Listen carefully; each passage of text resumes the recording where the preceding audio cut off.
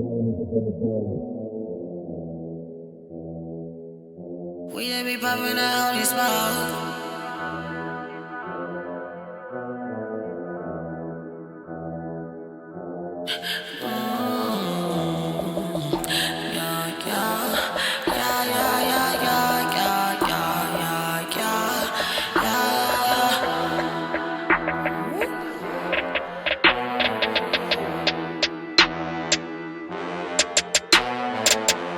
Riding the beat like a rodeo.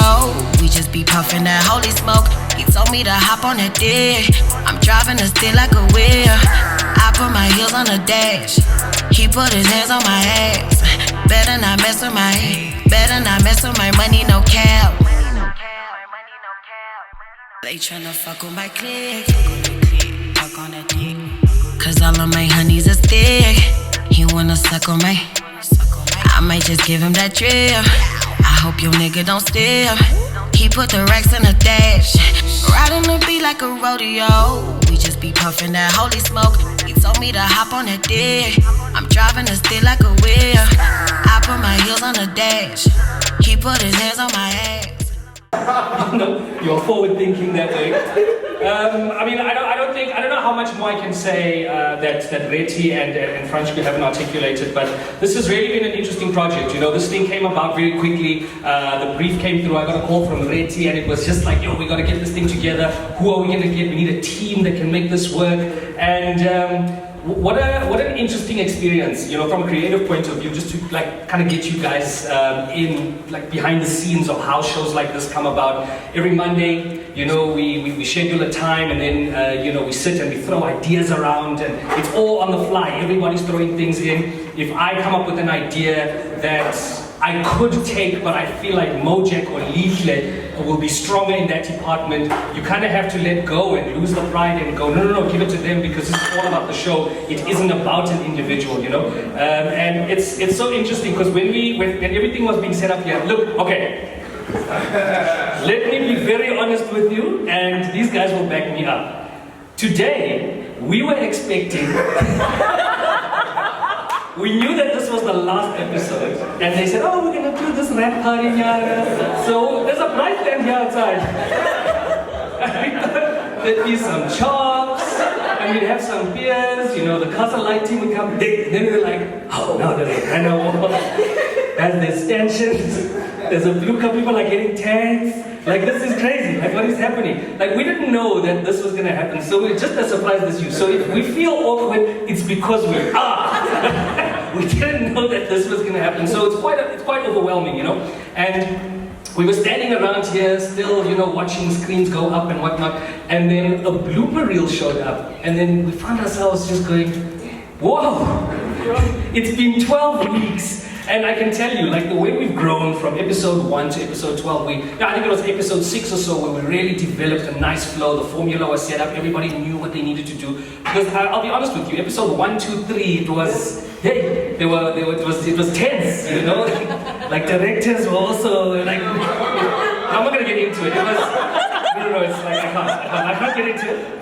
But it was very tense, you know, and I think there were times when, you know, we weren't sure that we were actually going to make it past episode 4 and 5, because we obviously get feedback from clients going, yeah, you know, it's, we like it, but these are our notes. You know, when you're clicking, because you're going down pages of notes, this is what y'all need to fix, and we were like, oh, I know. But man, I couldn't have asked for a better team to work with, you know, just with the cast that's on it, but the crew as well. Yeah. You know, once again, I really feel like the crew really gets the love and the respect that they deserve. And you know, shooting in locations like this, which are absolutely amazing, can be very tricky. Light changes, this happens, that happens, but they really come together and they make this kind of thing work. So we're very proud of our little show, and thank you so much, you know, that you guys really backed it and pushed it and kept us going and kept us on our toes. So we do appreciate those 3-page PDFs where you said this is shit. Riding the beat like a rodeo. We just be puffing that holy smoke. He told me to hop on that dick. I'm driving the stick like a wheel. I put my heels on the dash. He put his hands on my ass. Better not mess with my money, no cap. They tryna fuck on my click, fuck on that dick. Cause all of my honeys is thick. He wanna suck on my, I might just give him that. Hi, babe. Hi, Ginger. How's it going? I'm good. I just want to know off the bat about your experience on the Lite Show and your involvement. How do you feel you added value? How did you feel being casted? Like, just walk me through that. My gosh, I think when we got the call, I was very excited because Castle Lite has always been a part of my family. If you don't know, I've been for years doing stuff with Castle Lite, so it was kind of like an easy thing for me to jump on. And on top of that, they let me be in my element, which is music, and it's just a nice, different feel to the show. It's a whole bunch of comedy, so there was a nice breakaway from what everybody expected. And for it to be me to do it, I wouldn't like it was hard though. Yeah. Go. Were you freestyling like the whole time? No. But I would definitely only get the content a few hours before. Okay. And it's a general process of everybody tells me their content and I have to find a way to put it together and literally wrap up what the whole show's about in one episode. Okay. But it honestly also made me a better writer. I cannot lie to you. It flexed that rap boat for me. Really showed me what I'm actually capable of under pressure. And I think that's one thing that Castle Lite has really flourished in terms of me. They've always brought out the best side of me, even when I don't know it. Okay. So yeah, the show has been amazing. It's been amazing. I'm so happy. Yeah. Ginger, tell me about your experience and your involvement. Obviously you guys bounce off each other's energy. Like, walk me through that. Yo, dude, like, night before is a nightmare. Night Night before. Yeah, because you have to like get the content and then mash it all up together, and then we're like just like bouncing back. Okay, you're saying this line. Okay, wait, no. I'm saying this line. How do I say this? Like, okay. Okay, no, like, get everything. You have to like literally, you have to be inside of her head. She has to be inside of my head. Yeah. But it's always like she said, it makes you a better person afterwards. Like, Yeah. a performer, but a writer, but a performer. Yeah, like loved it. And just to touch on the writing, because I heard, like, obviously on the snippet that they showed, you guys are spitting in Tswana, spitting in Zulu. Like, yo, how did that go? Like, how do you add that? Because a lot of people who are, might be Zulu or whatever, even fail to put those Zulu raps in their own raps. So I am so thankful to have the Ginger here. Yeah. Because as everybody knows, I'm born and raised in South Africa. So there's conversational stuff, but in order for it to come out the way I wanted to, Ginger here, he is honestly the guy behind the vernacular sections that I'm trying to add into anything, whether it be my music, whether it be the show.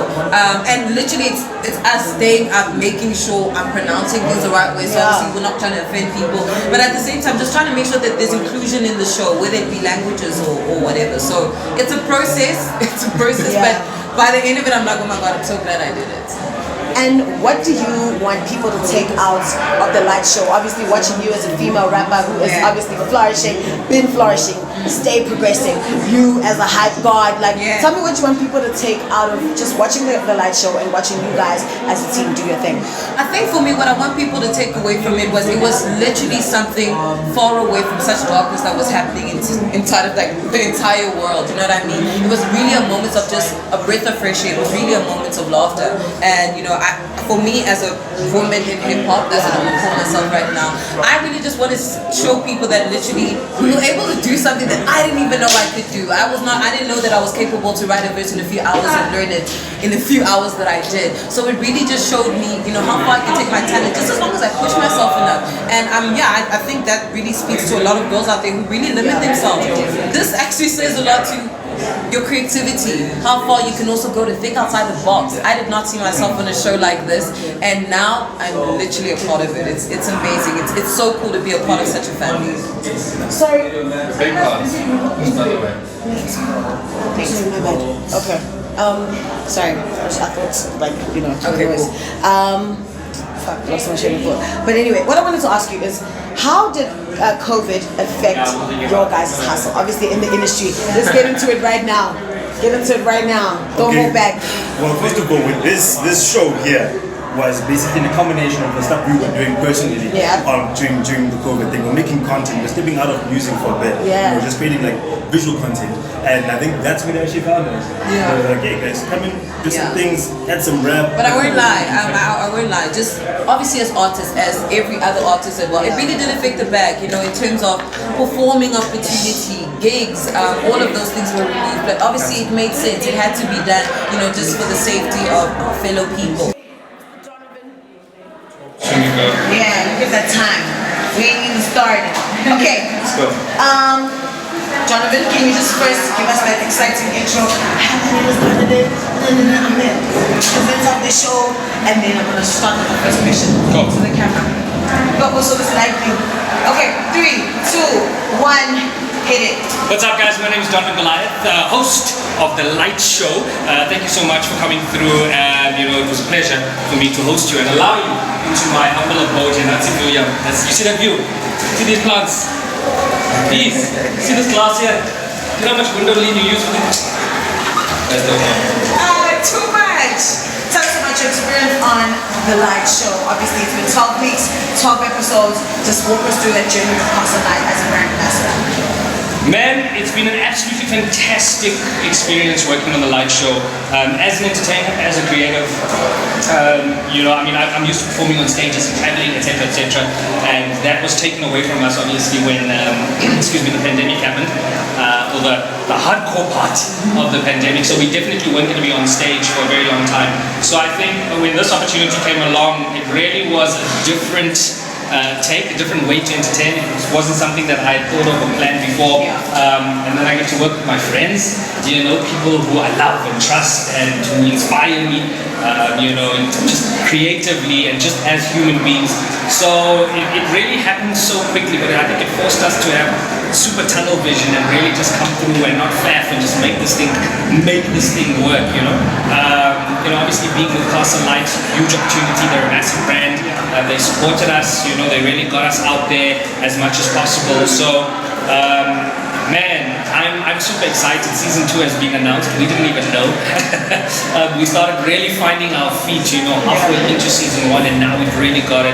We really know what the formula is. So I'm super excited, man, for what else we're gonna do going forward. That's super amazing. And just let us know your experience, obviously, during the pandemic. How did it affect you as a comedian, as someone who probably does shows like every single day?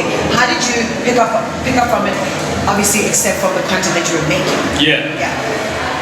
This is gonna sound weird and selfish, but 2020 and the pandemic was the best thing that could have happened to me as a creative. In the words of Anelem Dota, who said to me, it looks like the captivity gave me freedom. Because I've been doing so much comedy and we travel a lot, we're on stage, you commit to that one thing because it's really a difficult medium to work on or to So this really forced me to get out the ideas that I've always wanted to do, because now once that had been taken away, I was never just going to sit down and do nothing, so I was put in a position where my girlfriend and I, we just started making content daily and just to entertain ourselves. And because people were at home, they were glued to their devices, they were seeing this stuff, and that really created a lot of good traction for us. And I think that all of that content that we had been making earlier on, I guess, led to them going, hey, this could be the guy that could do the show. That's what I would like to think, So it was it's a culmination of all the work that we have been putting out in Jay, just out of sheer need to perform and to create things without sitting and doing nothing. So that's what the experience was for me. And really, I feel so terrible and guilty saying that, man, this is probably been my best year, No, it's a real thing. Obviously there's people who will benefit from it and there's people who won't. And I know not every comedian probably has benefits from it as you have, but it's all about being creative and stepping out of that shop. I have a personal question. So Goliath, that name is so huge. Are you guys all related, or is it just like everybody has used the name Goliath? We're not related. People have always thought that we're brothers because it's a very weird surname and that we all do the same thing. We just happen to have the same surname. It's pure coincidence. We met on stage 10 years ago and we started a business because we were like, this is like interesting PR material right here. This would really work. And it did, so no, we're not brothers at all. Jason and Nicholas are cousins. And Jason's sister Kate Goliath is our manager. It's crazy. I know. You guys as a collective, you guys individually, so funny. Thank you. I used to come to your pop art show. Thank you. That was like fire. Thank you so much. So it's so great to see everyone, obviously growing into the avenues that they're all growing into. Yeah. For you, what's your favorite segment on the Lite Show? My favorites? I think it has to be the interviews. I can be biased and say, well, not biased. I mean, I can be, I guess, generic and say I love every segment, because I do. But I really enjoy the interviews, because I force myself to really find questions that the people that we interview have never been asked before. So it becomes a conversation, it's not even an interview, it's just a chat, I learn a lot about these people, the things that I wanted to know that I really try and pull out of them. So it's also, because the show is like crazy, there's a lot happening, but that's like a nice quiet moment, for you to just really get to know this person that has been making, or she's been making music for so long, and this is all you've known about them, and now you dig and you find a different layer. I think. Riding the beat like a rodeo, we just be puffing that holy smoke. He told me to hop on that dick, I'm driving the stick like a wheel. I put my heels on the dash, he put his hands on my ass. Better not mess with my money, no cap. They tryna fuck with my clique, fuck on that dick. Cause all of my honeys is thick, he wanna suck on my. I might just give him that drip, I hope your nigga don't steal. He put the racks in the dash, riding the beat like a rodeo, we just be puffing that holy smoke. He told me to hop on that dick, I'm driving the stick like a wheel. I put my heels on the dash, he put his hands on my ass.